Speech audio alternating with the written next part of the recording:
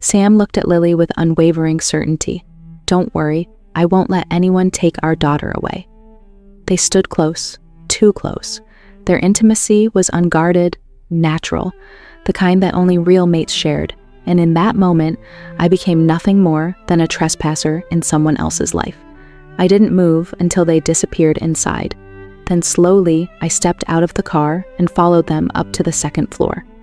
At the end of the corridor, just outside an office, a small crowd of staff had gathered.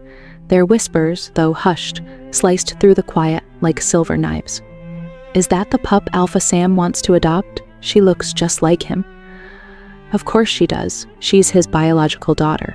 I heard this was all part of the plan, pretending she's an orphan so she can return to his side as the rightful heir." God, who's the mother? It can't be Echo, right? No way. Echo can't have children. I heard she was injured as a pup, something about permanent infertility. That's not it. I heard it was because of messy affairs when she was younger. Multiple abortions wrecked her chances. Why else would the Alpha go to all this trouble, pretending to adopt his own kid? Exactly. Lily is Sam's true love. I knew it since we were kids. Look at them. They're perfect together. Each word, each careless phrase plunged deep into my chest, bleeding me dry. For 5 years, I had failed to bear Sam a pup. He always comforted me, told me it didn't matter, that having me was enough. Now I understood. He'd already made other plans that never included me. My legs gave out, and I leaned against the wall just to stay upright. Suddenly, the office door swung open. Sam stepped out, one arm wrapped around Kitty, the other holding Lily's hand. Our eyes met. Something flared in his gaze. Panic. "Hi, Echo," Lily said brightly, lifting her free hand in greeting. "Long time no see." Sam dropped Lily's hand as though it burned him and rushed over to me. "Echo?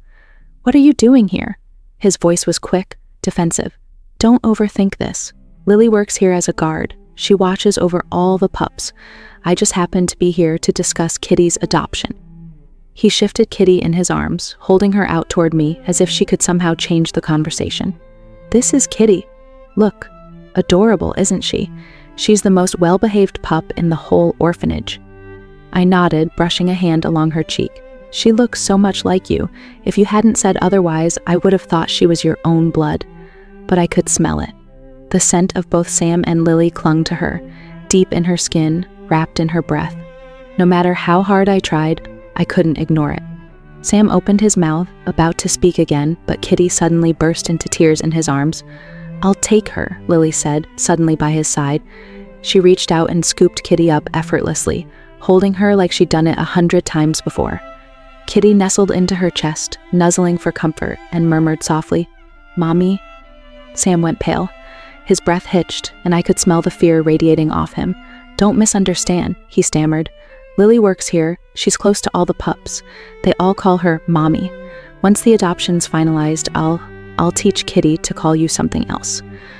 But the desperation in his voice only made the ache in my chest deepen. Was he afraid I'd be hurt? Then why lie to me? Why trap me in this false bond, pretending we were mates while he cast me aside for another woman and her pup? Why adopt a pup that isn't mine and leave me to face the judgment of every whispering voice and sideways glance? You are listening to Chapter 2 of He's Not My True Mate. For more on this story, search the book code 926032 on the GoodNovel app. This is Coffee Reads by GoodNovel. Remember to like, share, and comment. See you in the next one.